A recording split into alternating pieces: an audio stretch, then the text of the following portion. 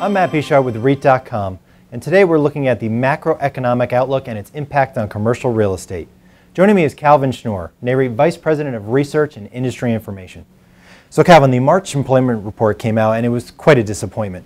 Non-farm payrolls rose 120,000, less than half the average increase over the past 3 months. And the unemployment rate ticked down to 8.2%, and that's only because of the people that aren't even looking for jobs anymore. Now, in your opinion, how concerned should we be about another stall to this economic recovery? The March employment numbers were pretty disappointing. The market was looking for something over 200,000. The job gains were, about half of what has been over the past several months, past 3 months to 6 months. And that's just indicative of how the economic recovery has been going. It's been 2 steps forward, 1 step sideways. This is not really a step back, it's just a step sideways, saying that the economy is taking longer to pick up speed. Now, going forward, we have seen this uneven pattern where there'll be good news and then a setback, but if you notice, each time the economy picks up speed, it gets a little bit stronger, it goes a little bit longer. We're hopeful that the economy is going to continue to pick up speed as we go through this year and next. And bond yields fell pretty much across the board on the news. Now, how does the job market news affect interest rate outlook for this year and for next? Yeah, Treasury yields fell across the curve, part of a flight to quality, indication the economy is growing a bit slower. There's been a lot of debate lately about just what's going to happen with interest rates. Early on in the recovery, or during the crisis, the Fed was pretty united in the fact that rates were going to remain low and remain low for a long time. We've seen a lot more debate either way. There are some Fed officials who are saying that maybe we don't need to have this accommodation long term. The view that matters most is Chairman Bernanke, who's continued to reaffirm that rates will stay low. What happens here with this, the employment news has really bolstered Bernanke's position that we're likely to see interest rates staying low for the foreseeable future. And obviously consumers are under quite a bit of pressure from the housing crisis, from mortgage issues, and an 8.2% unemployment rate is hardly reassuring for them.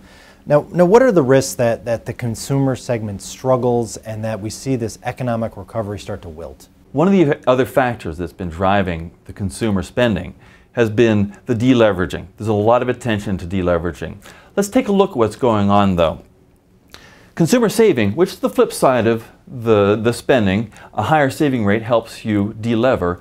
Consumer saving moves very closely in line with balance sheet measures.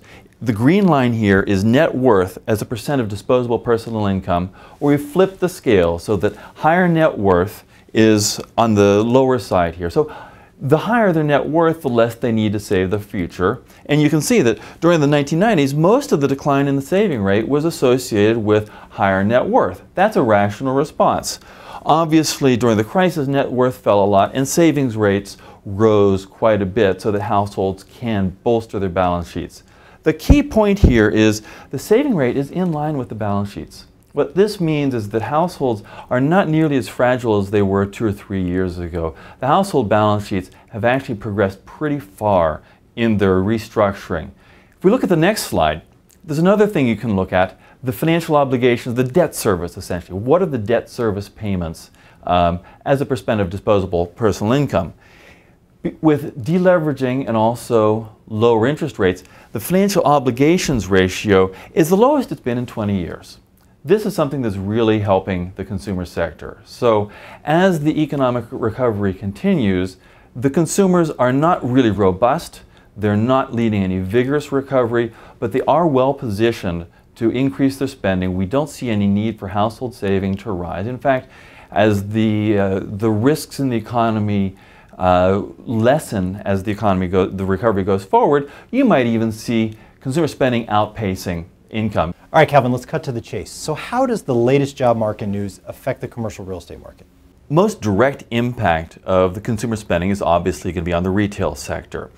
The outlook for the next several months, even the rest of the year, is not for a robust recovery. It's a stabilization with a moderate recovery.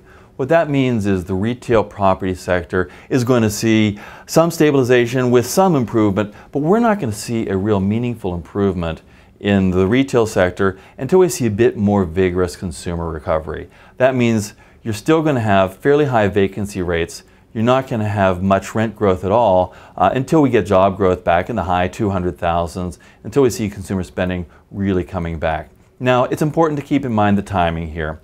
Over the next several months, we're not going to see a whole lot of acceleration, but if we look over a 2 to 3 year period, look into the rest of this year and 2013, we may see a pattern like we saw in the early 90s and a decade ago, where it takes a little bit longer for modern recovery to get going, but when it does, the sector performs pretty well. Calvin, thanks so much for joining us. My pleasure, Matt.